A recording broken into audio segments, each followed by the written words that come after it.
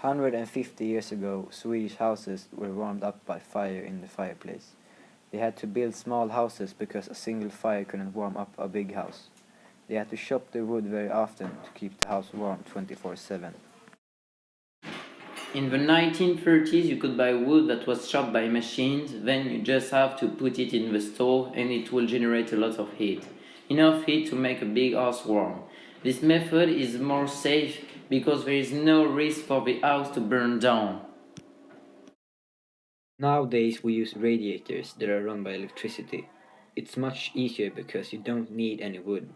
It's also good because there's no risk for fire in the house. It's also better for the environment because burning wood without a filter, the smoke will be polluted. 150 years ago, you had to get water from a well. You had to get water a few times a day for cooking, drinking, and washing. It was very heavy to carry the water as well.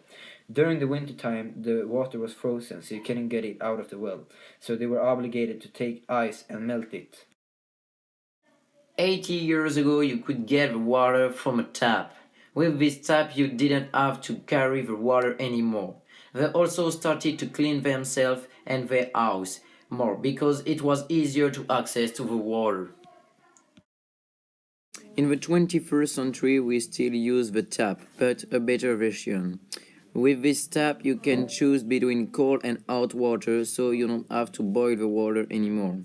It also has a filter that makes the water clean from the bacteria. 150 years ago, you used an open fire to warm and cook your food. Then, later in the 1900s, the stove came to Sweden and made it easier to cook and warm up your food. Nowadays, you have a stove that runs on electricity, and you can also have a microwave to cook and warm up your food.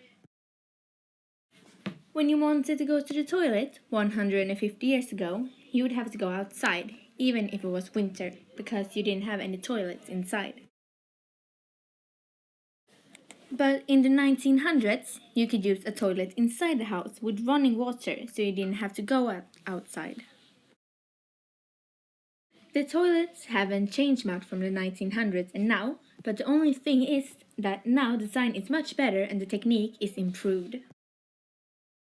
For 150 years ago, you used this wooden trumpet to communicate. To call someone, you had to blow into this trumpet and hope they can hear you. There's nothing to do if they can't hear you. In the 1930s, the way to communicate was much easier. By using the telephone, all you had to do to call someone was to spin the crank on the side, and it will send a signal to the one you're calling. Nowadays, we use mobile phones. These phones are smaller, therefore it's easier to bring the phone everywhere. With these smartphones, you can not only call people, you can also text message people, take pictures, use the internet, and play games. If you wanted to keep your food cold 150 years ago, you could in the summer put it under a house where it was a bit colder. And in the winter, you can put your food outside in the snow. In the 1900s, the refrigerator was new. You put the ice on top, and then you put your food on the shelves underneath it, and it will keep it cold.